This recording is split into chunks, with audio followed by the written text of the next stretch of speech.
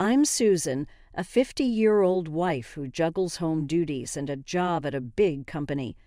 Tom, my husband, promised to share the load when he proposed. 5 years ago, I married Tom, hoping for a lifetime of happiness, but soon after, he changed completely. When we first met, Tom was a perfect gentleman. We hit it off at a party, chatting away happily. He even asked to meet up alone next time, leaving me feeling excited for more.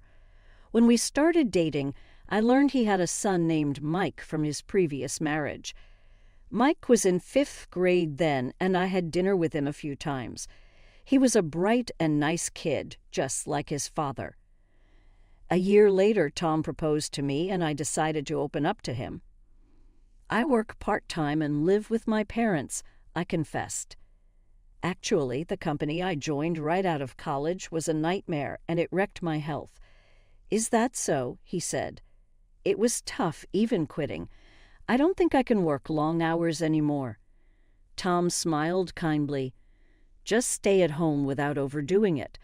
Look, I work for a big corporation. I'll work for both of us. No worries.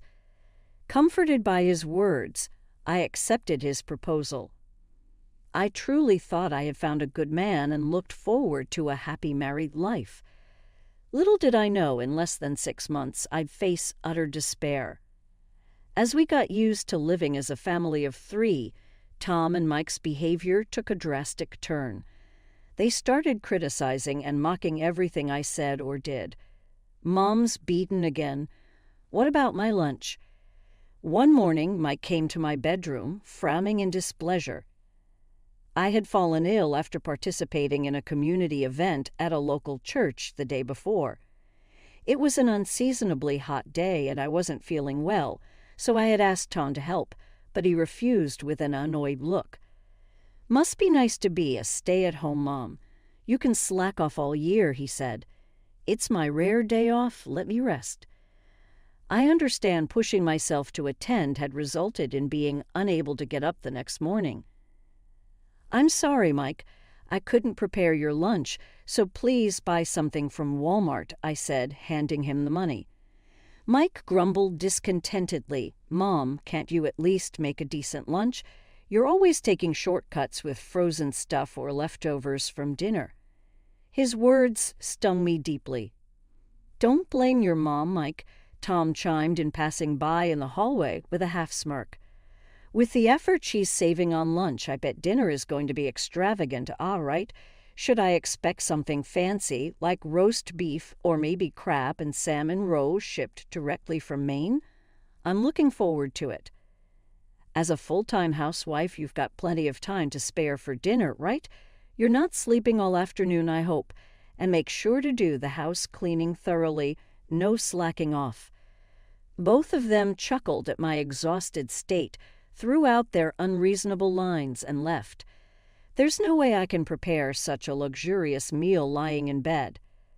I stared at the ceiling and let out a heavy sigh. The reason is simple. Tom is incredibly stingy. Despite being a department head in a major corporation and earning a substantial salary, the allowance he gives me is ridiculously meager. It's my salary, so why should I let my wife manage it? He argued. After we got married, I didn't oppose him quietly complying. I believed that as long as the household finances were managed properly, it didn't matter who was in charge. Then Tom started spending money recklessly. It's necessary for work. Social drinking is a business expense. It's essential, he'd say. While he splurges on expensive clothes and watches for himself, he makes a fuss even if I spend $1 on a snack, insisting that a housewife doesn't need pocket money. I have to report to Tom and get permission for every expense, whether it's a trip to the salon or buying clothes. One pair of jeans should be enough, right? You're buying another one. I need a warm one for winter. Fine, but buy it cheap. And I want to get a haircut. Can I go to the salon every 2 months to maintain my hairstyle? Huh? What's the point of you dressing up? Keep your long hair as it is. Then you only need a haircut every 6 months. I won't allow it. So I'm only allowed to buy cheap makeup from dollar stores. Even when I plead to change to better products because my skin is getting rough, he doesn't listen. Furthermore, the household budget he gives me is of the average. No wonder our nutrition is unbalanced. When I complained, Tom just shrugged it off. They managed with this amount on that TV budgeting show, but that lady's family owned a farm, and she got vegetables and rice from them. It's impossible with the high cost of living here. Managing that is your job, isn't it? I was frustrated not just by his stinginess with the household budget, but also by his attitude towards my father's funeral contribution when my father, who had been ill, passed away. Tom blatantly showed his reluctance. We don't need to give a funeral contribution, right? Anyone attending the funeral other than the immediate family gives a contribution. Then use your savings. I'm not involved, he said to me, tears streaming and preparing for the funeral in my mourning clothes. His complete lack of consideration for me infuriated me. I don't intend to ask for your contribution, so don't worry. Good, but wait, do Mike and I really have to go? It's going to ruin our long weekend. Such a drag, really, Dad. I was planning to play a new video game. Though they complained, I never doubted they would attend. However, when Tom and Mike finally showed up late, they didn't greet my mother or relatives. My exhausted mother didn't have the energy to criticize them, but my relatives were furious.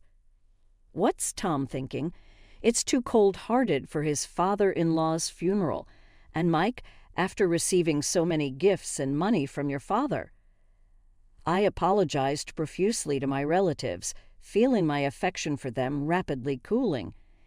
Tom, in his stylish suits, and Mike, attending a prestigious private university, were popular in the neighborhood as a handsome father-son duo. But at home, they did nothing but spew verbal abuse at me. Instead of coming straight home after work or school, they'd wander around, returning with the scent of lipstick and perfume.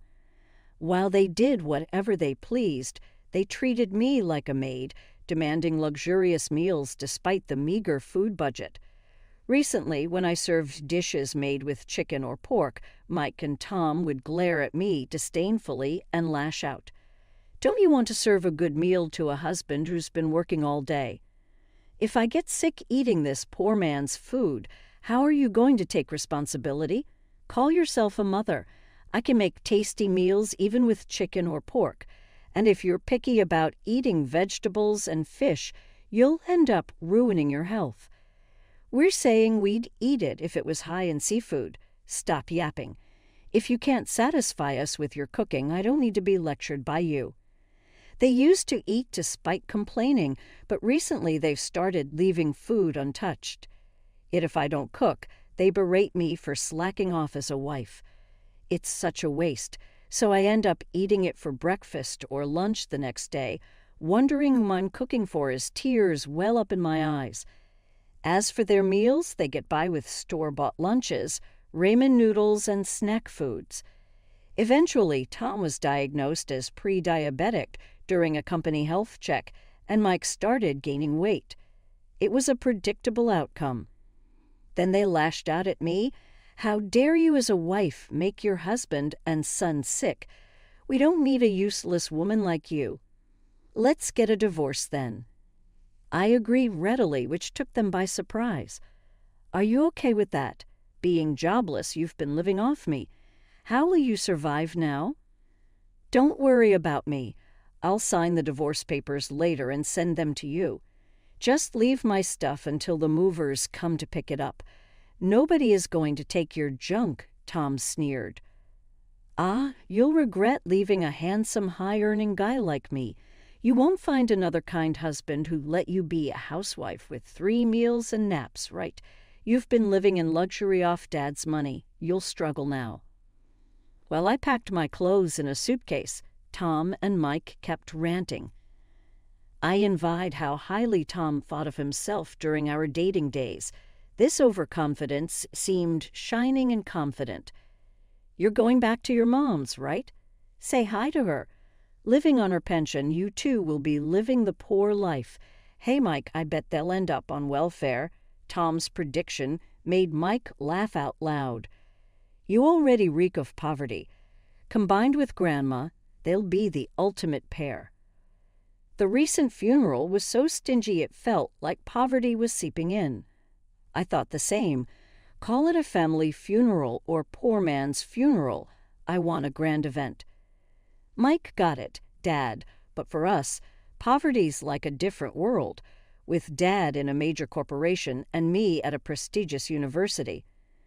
I was boiling with anger at their audacity, but realized it was pointless to react and let it all slide. Returning home, I confided in my mom, who lowered her voice. I sensed something was off with Tom and Mike at the funeral, but I didn't want to intrude too much into my daughter's family. Plus, with your father's illness, I know you couldn't speak up. "I'm sorry for suddenly showing up." "It's fine. I've been lonely without someone to talk to." "Why don't you stay here?" "Thanks, but once I get my job on track, I'm planning to move to an apartment." While I appreciated my mom's concern, living together might make me too dependent. Living nearby and visiting occasionally seemed the right balance. Tom and Mike mocked me for being jobless, but in reality, I'd been working from home. It all started with my budget cooking blog receiving many positive comments. I boldly launched a cooking website, which quickly gained a readership and became popular online. Then an editor from a major publishing house approached me, and now I'm slowly preparing to publish a cookbook. Thanks to this, I've been too busy to dwell on the divorce, and days flew by. One day, my phone rang incessantly. Pausing from stir-frying ingredients, I answered, "Hello."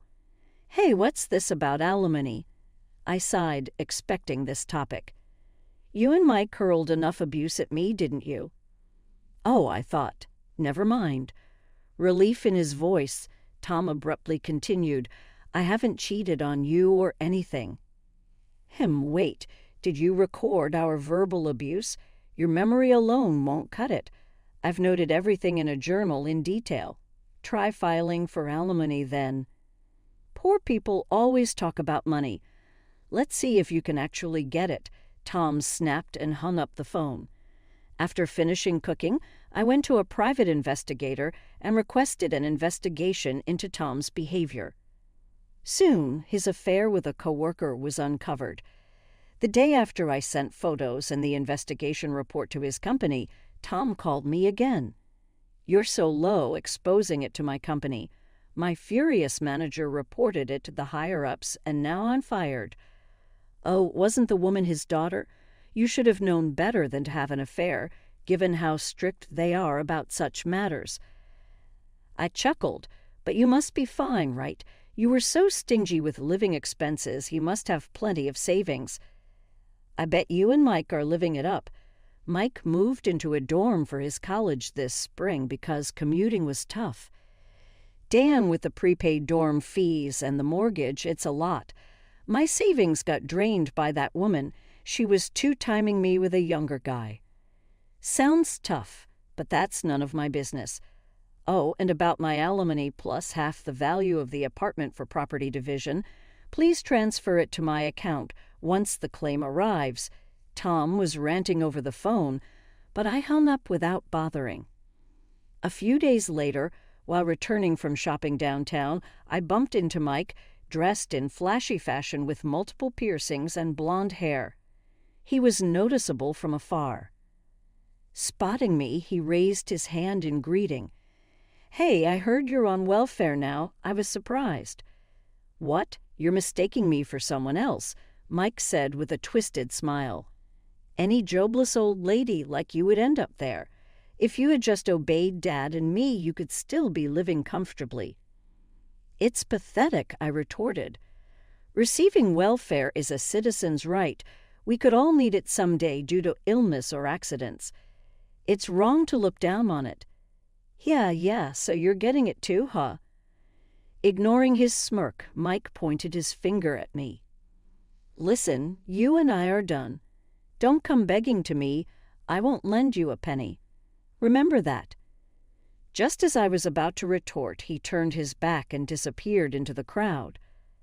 I bowed my head and trembled, my shoulders feeling the stares of passers-by. I couldn't help it. The situation was too absurd, and I couldn't suppress my laughter. Poor thing, he knows nothing. I'm curious to see his reaction when he finds out the truth. A few days later, wake up, I found a ridiculous number of missed calls from Mike. Reluctantly calling back, he yelled furiously, "You tricked me." "What are you talking about?" "I heard from my cousin you got 3 luxury condos from Grandpa's inheritance and are living comfortably. Hiding that during the divorce is low. My personal assets. Why should I tell you or Tom? It's marital property. You should have divided it with Dad, too. Too bad. It became mine after the divorce proceedings, so I can't give it to Tom. I had known it was mine by my father's will, but I delayed the proceedings to avoid sharing with Tom. Mike then raged, 'You're rich and still getting welfare.' I'm reporting you to the authorities right now. Feel free. The one getting it is Tom, though." Mike fell silent. "What?" "I told you it's not me. Are you listening? I explained it like talking to a child. To be honest, even without the inheritance, I can live well. I have income from my cooking website and book sales, which I started secretly. But Tom spent all his money on his affair and has many debts after being fired. He has no income. Mike, are you there? Dad's on welfare." "No way." I pulled the phone away from my ear as Mike screamed. Waiting for him to calm down, I continued the conversation. "You really haven't heard, have you? Tom's too proud to tell his son. A relative who Tom asked for money told me that he was evicted for not paying his apartment rent, and now he's unemployed, holed up in a rundown apartment. Holed up? Are you cold? After all Dad did for you, don't you feel any gratitude? You have money. You should give it to him." "Why should I?" "Ever since we got married, it's been nothing but unpleasant." "I don't feel indebted to him," I responded coolly. "If you're so concerned, why don't you lend him money? You have a job." "I don't have any savings. The money from my job, well, it goes to hanging out with friends." Mike's tone faltered and I smirked. "You've been partying quite lavishly as a student. You shouldn't be borrowing money to go to clubs. How did you know that?" "I saw you across the street the other day right after we parted. You met up with a club hostess and went into a luxury store. Plus, I found a club membership card at home, and using my credit card without permission is out of the question." Mike stumbled over his words, trembling. "It's unfair. You got all those fancy condos from Grandpa and Dad, and I got nothing. This is discrimination." Okay. The bill for the credit card is coming soon, so make sure you pay it." The call ended before I finished speaking. I sighed and ended the call as well. I thought it was over, but a few months later, Tom and Mike showed up unannounced at my parents' house. When the doorbell rang persistently, I answered the intercom to find them there. Expecting they had come to borrow money, I let them into the house to avoid causing a scene outside. Tom and Mike's appearance had drastically changed from their once stylish looks to worn shirts and dirty pants. Their eyes lacked vitality and they looked haggard, yet they still had the energy to be sarcastic.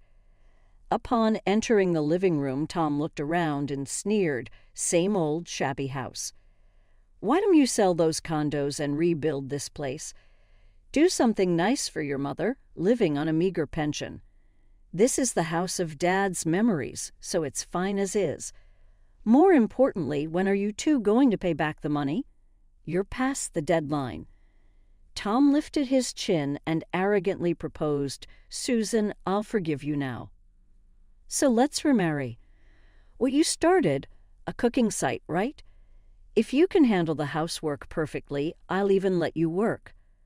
So come back. Being kind enough to forgive a wife who abandoned her husband and child. Dad's generous. So, Mom, why don't you live with Dad again? It must be insecure for two women living alone. I was speechless, then rage surged within me. Don't you dare mock me. How much more do you need to ridicule me before you're satisfied? I yelled at Tom and Mike, who widened their eyes in shock. After treating me like a housemaid, hurling abuse at me, and not giving me enough for living expenses, you now want me back because I inherited the condos. That's absurd. What, you plan to abandon us? Rich people really are stingy, knowing we're struggling for money yet still demanding payment. You're heartless. You were poor just a while ago. Don't get too full of yourself.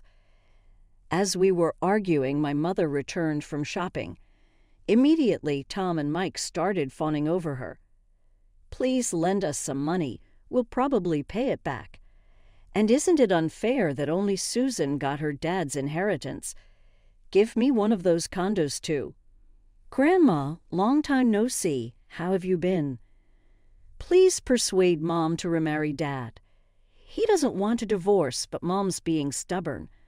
Surprised by Tom and Mike's sudden flattery, my mother's expression changed. After hearing their words, she put down her shopping bag on the refrigerator's floor and took a deep breath. So shameless, both of you. What do you mean, learn some shame? She exclaimed loudly. Tom and Mike were taken aback, understandably confused, as my mother usually spoke softly.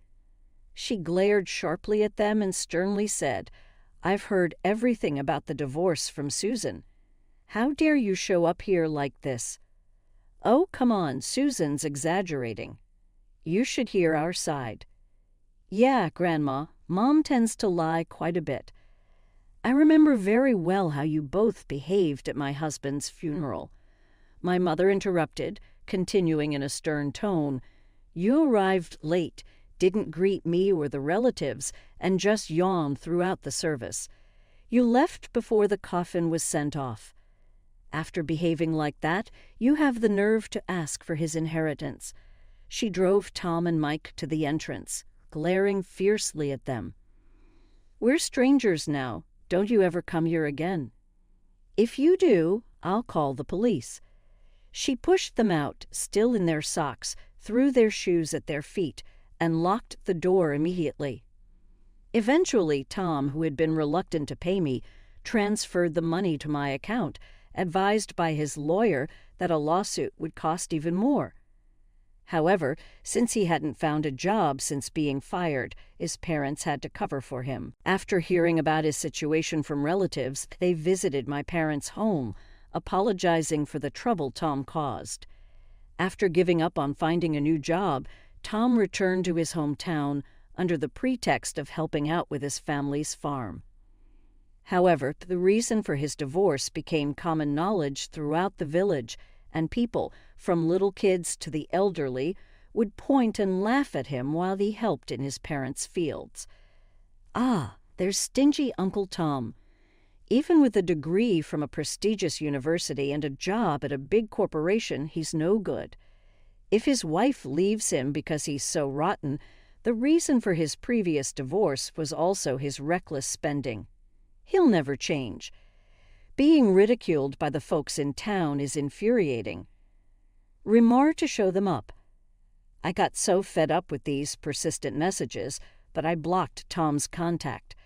His affair partner had already dumped him, as it seems the end of money meant the end of their relationship. I tracked down this affair partner using a private investigator and made sure they paid alimony properly. As for Mike, I made him reimburse the money he had recklessly spent using my credit card. Although he was enrolled in a prestigious university and was on track to follow in his father's footsteps as an elite, his constant skipping of classes to hang out led to him dropping too many credits and being expelled. His friends and girlfriends were concerned, but Mike's arrogant comments out of sheer bravado led to everyone turning their backs on him. Then there was a huge fight with Tom, who said, "You're my son, and you won't even help pay off my debts." Now they're apparently estranged. Mike lives alone in a small apartment, making ends meet with part-time jobs. Unable to freely buy things and having to cut down on living expenses despite having an income, he's subjected to daily sarcasm. But that's all in the past now, and I feel refreshed as my cooking website is doing well, and I'm about to publish a book. I've moved to the top floor of a high-rise condo, which is part of my father's inheritance. My mom is still healthy, but she's already 73. The high-rise is close to my childhood home, so it's perfect for quickly getting to my mom if anything happens. I'm planning a surprise spa trip for her upcoming birthday. Though my marriage was a failure, I want to continue to have a good